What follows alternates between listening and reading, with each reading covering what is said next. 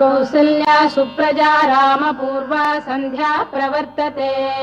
சுப்பிரபாதத்தோடு ஒவ்வொரு நாள் காலையையும் தொடங்குற வசதி நம்ம ஊர்ல எல்லோருக்கும் வாய்க்கிறது இல்ல. சூரிய ஒளி பூமியை தொடறதுக்கு முன்னால தொடப்பத்தோட சத்தம் நம்ம சாலைகள்ல கேட்க தொடங்கிடும். யார் இவங்க? குப்பை பொறுக்கிறவங்க, குப்பைக்காரங்க. இதுதான் பொதுவா இந்த சமூகம் அவங்கள கூப்பிடுற பேர். இவங்க குப்பை பொறுக்கணும்னு வர வாங்கிட்டு வந்தவங்களா? எப்ப பாரு போனா ஏமா குப்பைக்காரமா இதை எடுத்துனுப்பா அதை எடுத்துனுப்பா இதை எடுத்துனுப்பான்னு சொல்றாங்க. எங்க வீட்டுல போனா எங்க பசங்க மதிக்கிறதுக்கு என்னம்மா குப்பைக்காரச்சின்னு சொல்லி ஒரு மாதிரி பேசுறாங்கன்ட்டு எங்க பிள்ளைங்க எல்லாம் கேவலப்படுற மாதிரி இருக்குது. நாங்க இங்க கேவலப்பட்டு போறோம், ஆனா அவங்க வேலையை நாங்க சுத்தப்படுத்திட்டு போறோம். அதை நினைக்க மாட்டேன்றாங்க அவங்க. இயற்கை பேரிடர் வந்து மக்கள் கொத்து கொத்தா செத்த கதைய நம்ம கேட்டிருக்கோம். விபத்துகள்ல மக்கள் இறந்து போறத பாக்குறோம்.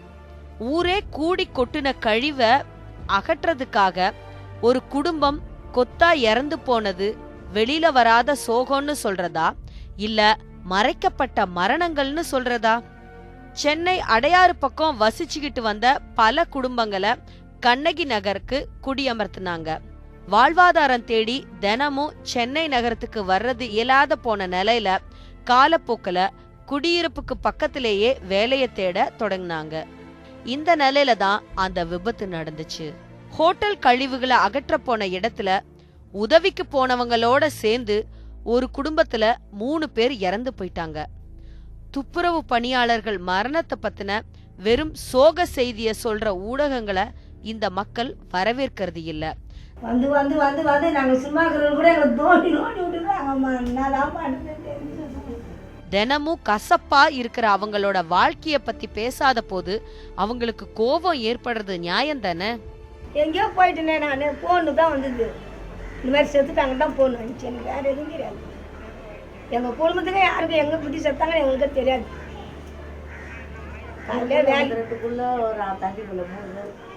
புள்ள ஒரு தம்பி பையன் எப்படி போனாங்கன்னு தெரியலையே. காலையில் நல்லா தானே வேலைக்கு போனாங்க. 9 மணிலாம் ஃபோன் பண்ணுறேன், சாப்பாடு செஞ்சு வைமா,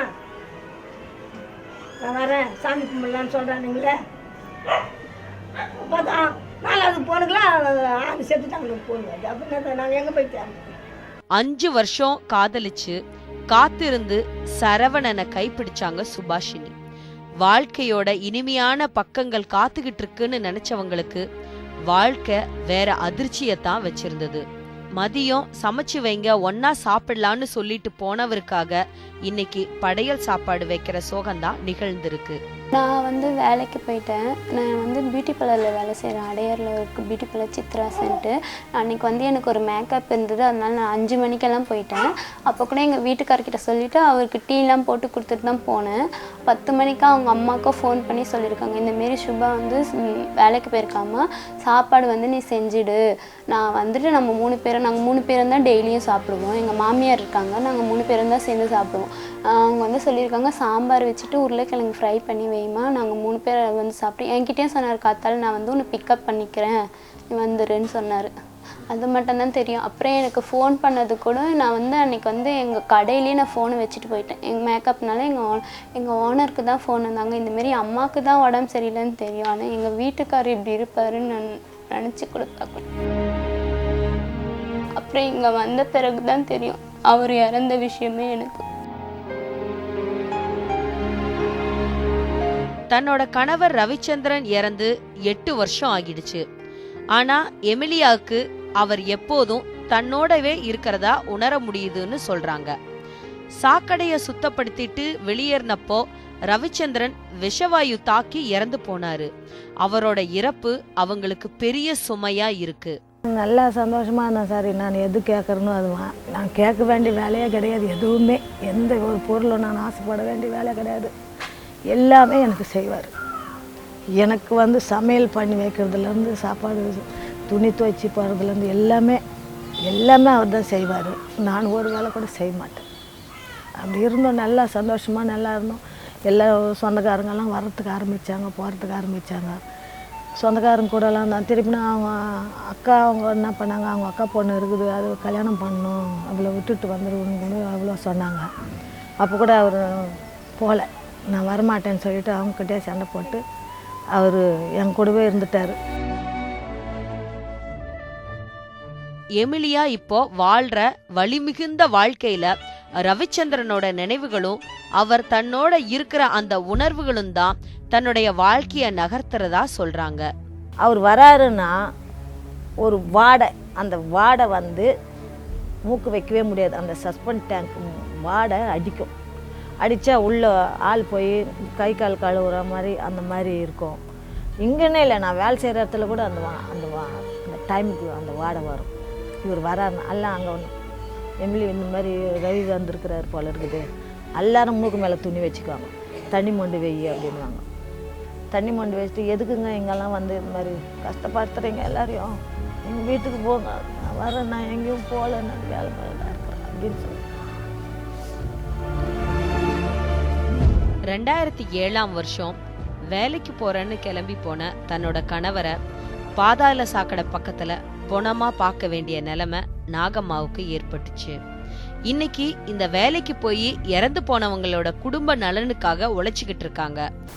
ரவின்றவர் ஃபர்ஸ்ட் இறங்கி அந்த தண்ணியெல்லாம் கலைக்கிறதுக்காக இறங்கி இது பண்ணியிருக்காரு. அடைப்பு வந்து உடச்சிக்கிட்டு அந்த விஷவாயுவெல்லாம் வெளியே வந்து அவர் மயக்கம் அனுப்பிட்டாரு. கூட போனவர் இவர் சித்தப்பா ரொம்ப ஒல்லியாக பலகீனமாக இருப்பார், அதனால இவர் இறங்கியிருக்காரு, நான் காப்பாற்றிட்டு கூட்டிகிட்டு வரேன் மாமான்ட்டு. இவரும் இறங்கி இவர் புதுசுன்றதுனால இவருக்கும் விஷவாயு தாக்கி இவரும் மயக்கம் அடைச்சிட்டார் உள்ள.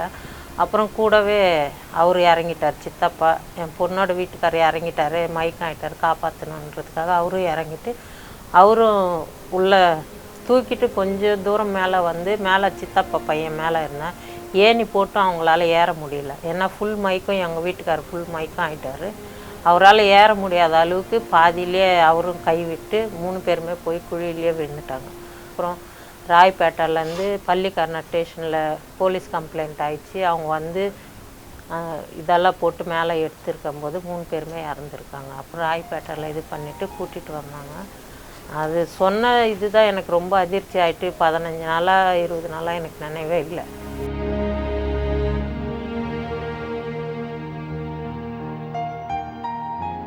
குழந்தைங்களை படிக்க வைக்கணும்னு சென்னைக்கு குடும்பத்தோட வந்தவங்க தான் நாகம்மா. கணவர் இறந்ததுக்கு பின்னால இவங்களுக்கு பெரிய நிறுவனங்கள்ல கூட்டி பெருக்கிற வேலை தான் கிடைச்சிருக்கு. சம்பளம் போதாதனால வீட்டு வேலைக்கு போறாங்க.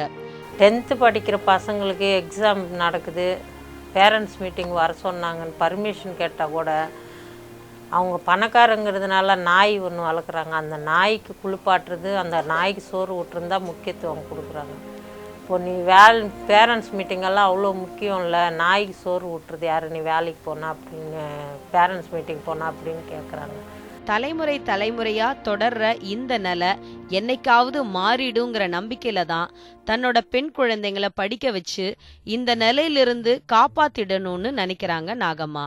நம்ம நாட்டோட பிரதமர் மோடி தூய்மை இந்தியா திட்டத்தை வால்மீகி பஸ்திங்கிற தூய்மை பணியாளர்கள் குடியிருப்புல தான் தொடங்கினாரு.